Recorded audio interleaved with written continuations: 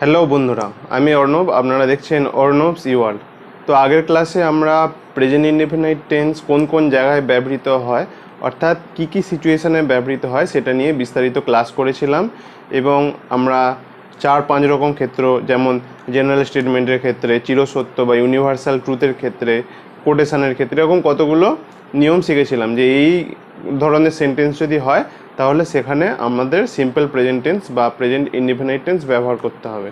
তো আজকে আমাদের এই যে ক্লাস, এই ক্লাসে আমরা সেই ব্যবহারগুলো শিখব, অর্থাৎ কিভাবে সিম্পল প্রেজেন্ট টেন্সে আমরা একটা সেন্টেন্স গঠন করব এবং একদম সাধারণ ছোট ছোট কতগুলো ওয়ার্ড, বাংলা ওয়ার্ড, হ্যাঁ, সেগুলো কিভাবে আমরা সিম্পল প্রেজেন্ট টেন্সে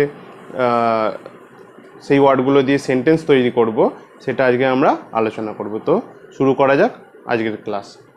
তো প্রথমে সিম্পল প্রেজেন্ট টেন্সে যদি আমাদের একটা সেন্টেন্স লিখতে হয়, যদি এমনি নর্মাল স্টেটমেন্ট হয়, সেন্টেন্সটা যদি একটা নর্মাল স্টেটমেন্ট হয়, তাহলে তার স্ট্রাকচারটা হবে এরকম।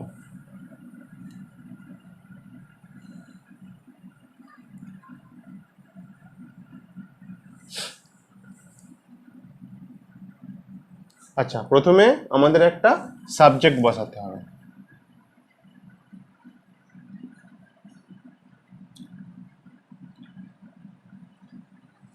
তারপরে আমাদের বসাতে হবে একটি ভার্ব।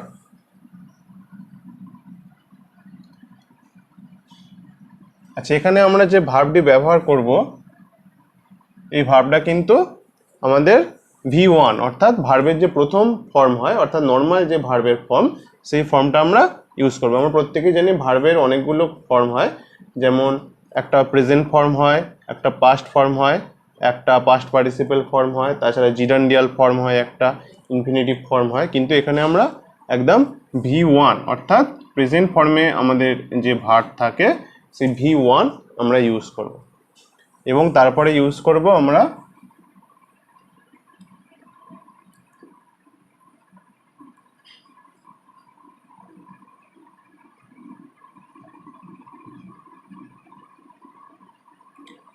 একটি অবজেক্ট বা কমপ্লিমেন্ট। তো এটা মোটামুটি আমাদের একটা স্ট্রাকচার হলো যে সিম্পল প্রেজেন্ট টেন্স আমরা যদি একটা সেন্টেন্স লিখতে চাই তাহলে আমাদের এই স্ট্রাকচারটা ফলো করতে হবে। তো আমরা কতগুলো এক্সাম্পল দেব এবারে।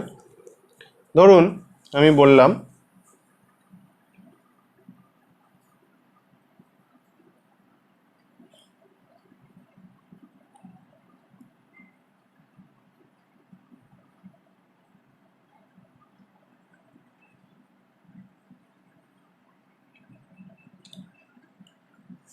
আমি স্কুলে যাই। ঠিক আছে, কি আছে সেন্টেন্সটা?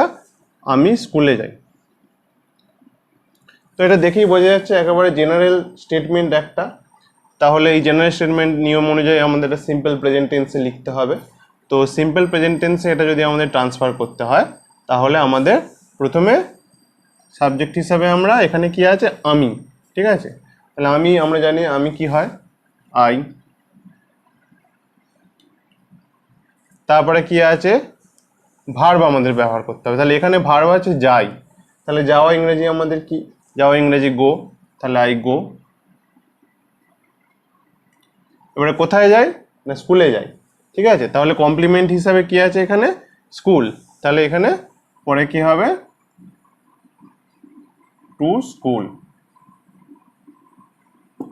হয়ে গেল একদম সাধারণ সেন্টেন্স। তাহলে আমি স্কুলে যাই, আই গো টু স্কুল। তো এবারে এই সেন্টেন্সটাকে যদি আমাদের নেগেটিভে করতে হয় তাহলে আমরা কি ব্যবহার করব? নেগেটিভে করতে গেলে আমাদের স্ট্রাকচারটা তখন এরকম হয়ে যাবে, আই।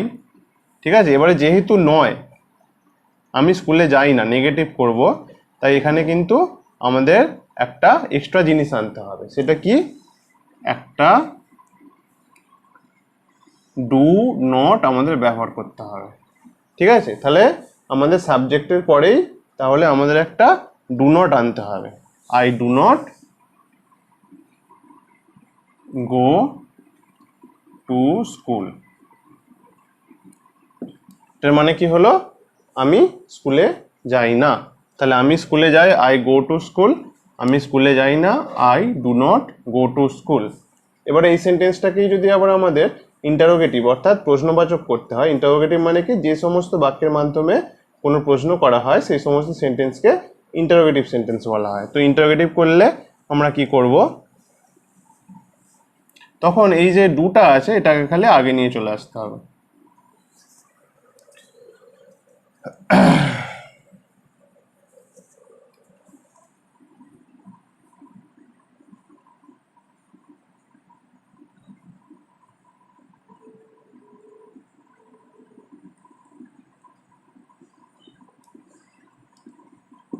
তাহলে একটা সেন্টেন্সকে যদি আমাদের ইন্টারোগেটিভ করতে হয় অ্যাফার্মেটিভ থেকে, তার নিয়ম কি, এই যে আই গো টু স্কুল ছিল, এখানে আমাদের একটা ফার্স্টে খালি ডু নিয়ে আসতে হবে, ডুটা নিয়ে এলেই হয়ে যাবে। তাহলে do I go to school. আর এক্ষেত্রে কিন্তু আমাদের ফুল স্টপের বদলে প্রশ্নবাচক চিহ্ন ব্যবহার করতে হবে। ঠিক আছে, আমরা যদি একটা ইন্টারোগেটিভ সেন্টেন্স লিখি এবং শেষে যদি ফুল স্টপ দিয়ে দিই তাহলে কিন্তু বাক্যটা একেবারে ভুল হয়ে যাবে, সেটা কিন্তু মাথায় রাখতে হবে। আচ্ছা, এটাকে আরেকটা করা যায়, সেটা হচ্ছে নেগেটিভ ইন্টারোগেটিভ। নেগেটিভ ইন্টারোগেটিভ করলে এই সেন্টেন্সটা কি হয়ে যাবে, নেগেটিভ ইন্টারোগেটিভ করলে এই সেন্টেন্সটা হয়ে যাবে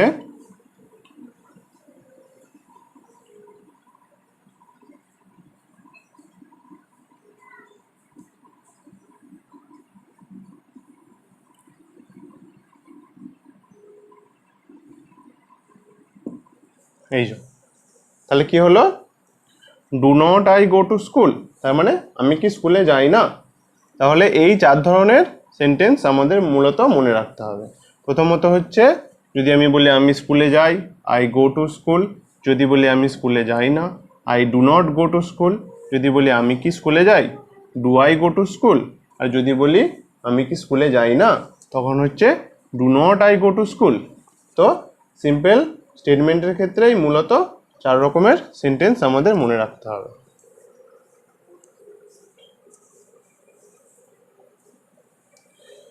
এবারে ধরা যাক এখানে যদি এটা ফার্স্ট পার্সন না হয়ে সেকেন্ড পার্সন হতো এবং একটা অন্য যদি একটা ভার্ব থাকতো, তাহলে কি হতো, যদি এটা আমি না হয়ে যদি তুমি থাকতো তাহলে কি হতো।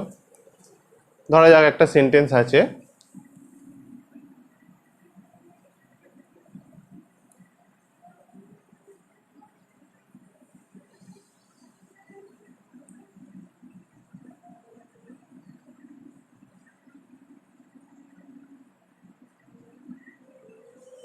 তুমি চা পান করো। তাহলে এখানে আমাদের যে সাবজেক্টটা আছে এটা সেকেন্ড পার্সন, তাহলে এক্ষেত্রে আবার কেমনভাবে হবে দেখা যাক। তাহলে এক্ষেত্রে সেন্টেন্সটা হবে তুমি। তুমি মানে কি, ইউ। পান করা ইংরেজি কি আমরা সবাই জানি, ড্রিঙ্ক।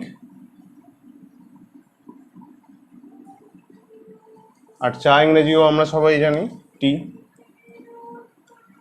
তাহলে এখানে একটা সাবজেক্ট হিসাবে আমাদের হলো ইউ, ভার্ব হিসাবে হলো ড্রিঙ্ক, আর অবজেক্ট হিসাবে হলো টি। তাহলে সাবজেক্ট হলো you,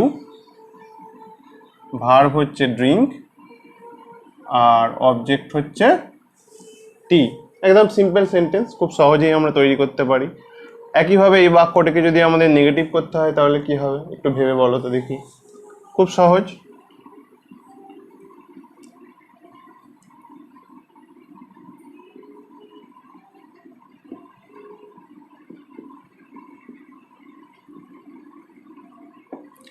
you do not drink tea, তুমি চা খাও না। ঠিক আছে, আবার এই সেন্টেন্সটাকে যদি ইন্টারোগেটিভ করতে হয় তাহলে কি হবে, একদম আগের সেন্টেন্সটারই মতো।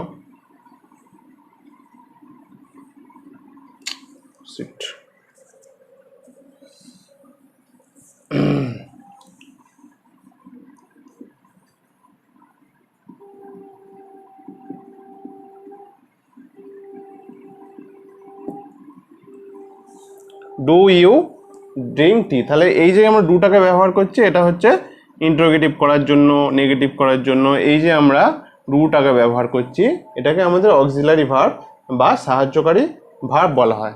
ঠিক আছে, যখন আমাদের বাক্যে যে নর্মাল যে ভার্বটি আছে অর্থাৎ প্রিন্সিপাল ভার্ব হিসাবে যে ড্রিঙ্ক কথাটি আছে, এর সঙ্গে তো আমরা সরাসরি নট যোগ করতে পারবো না, ড্রিঙ্ক নট এমন আমরা বলতে পারি না। সেই জন্য এটাকে আমরা ইন্টারোগেটিভ বা নেগেটিভ করার জন্য আমাদের অক্সিলারি ভার্ব হিসেবে একটা ডু ব্যবহার করতে হয়। তাহলে ডু এর কাজ হচ্ছে এটা, এখানে এখানে কিন্তু আলাদা করে ডু এর কোনো অর্থ নেই। এমনি ডু মানে কাজ করা হয়, কিন্তু এখানে ডু এর কিন্তু আলাদা করে কোনো অর্থ নেই। এটি শুধুমাত্র সেন্টেন্সটিকে নেগেটিভ করার জন্য বা ইন্টারোগেটিভ করার জন্য এখানে আমাদের ব্যবহার করতে হয়েছে, ঠিক আছে।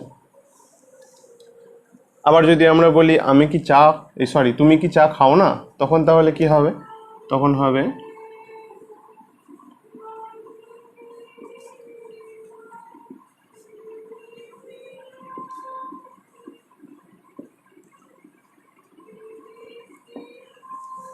Do not you drink tea, ঠিক আছে। তো এই তাহলে সেকেন্ড পার্সন দিয়ে আমাদের একইভাবে 4টে সেন্টেন্সের কনস্ট্রাকশন হয়ে গেল। এবারে আমাদের খুব ইন্টারেস্টিং যেটা, অবশ্যই যেটা ভুল হয় সবাই, সেটা নিয়ে আলোচনা করব। সেটা হচ্ছে থার্ড পার্সনের ক্ষেত্রে কী হয়।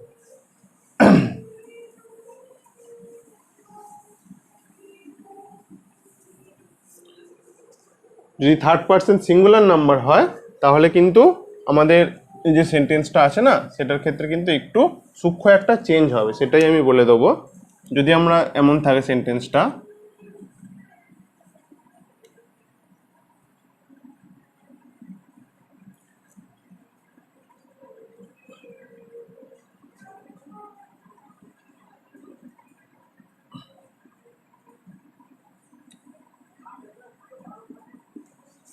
সে আইসক্রিম পছন্দ করে, তো এক্ষেত্রে কি হবে?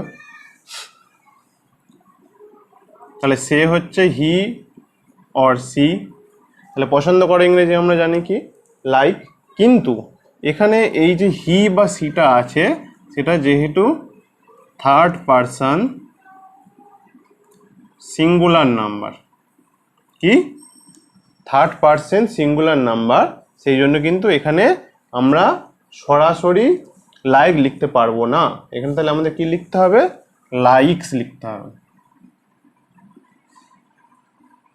তাহলে আমাদের লাইক ভার্বের সঙ্গে একটা এস যোগ হলো। তাহলে আমাদের যখন প্রেজেন্ট ইনডিফিনাইট টেন্স বা সিম্পল প্রেজেন্ট টেন্স ব্যবহার করব, তখন যে সাবজেক্ট আছে, এই সাবজেক্টটি যদি থার্ড পারসন সিঙ্গুলার নাম্বার হয়, তাহলে কিন্তু ভার্বের সঙ্গে আমাদের একটা এস বা ইএস যোগ করতে হবে। এটা কিন্তু মনে রাখতে হবে, ঠিক আছে। তাহলে হি or she likes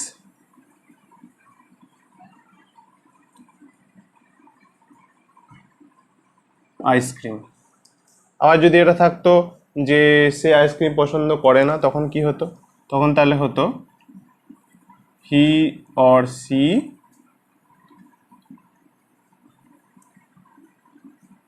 does not like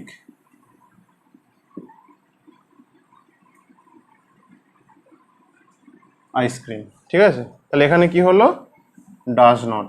তো আগের আমরা যে সেন্টেন্সগুলো করছিলাম সেগুলোর ক্ষেত্রে কি হচ্ছিল? Do not. কিন্তু এখানে যেহেতু he or she third person singular number, সেই জন্য এখানে ডু এর সঙ্গে আমরা, যেহেতু আগে ডুটা আসছে অক্সিলারি ভার্ব হিসাবে, সেই জন্য ডু এর সঙ্গে একটা ইএস যোগ করে এটাকে ডাস করে দেবো।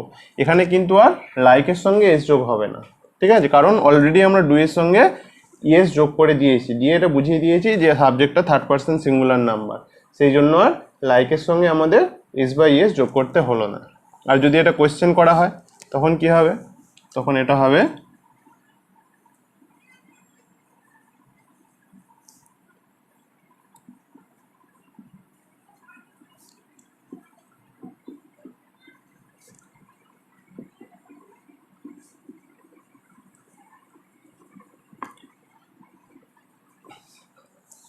Does he or she like ice cream. তাহলে কি হলো?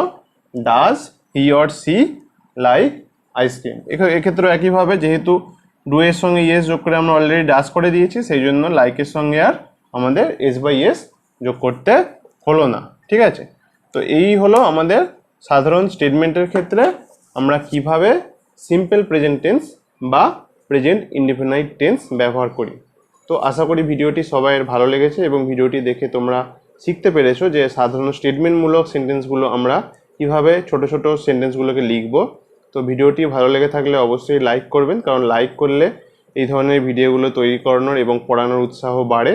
এবং চ্যানেলটিতে নতুন এলে অবশ্যই সাবস্ক্রাইব করে দেবেন। আপনাদের উৎসাহ অত্যন্ত প্রয়োজন এই ধরনের ভিডিও তৈরি করার জন্য, কারণ তৈরি করতে আপনারা জানেন যথেষ্ট পরিশ্রম করতে হয়। তো দয়া করে একটু সাবস্ক্রাইব করে দেবেন, এবং যদি আপনাদের কোনো মতামত থাকে সেটি অবশ্যই কমেন্ট বক্সে জানাবেন এবং আমি অবশ্যই উত্তর দেব। তো ধন্যবাদ আজকের ভিডিওটি দেখার জন্য। পরবর্তী ভিডিওগুলোও দেখার জন্য অনুরোধ করব।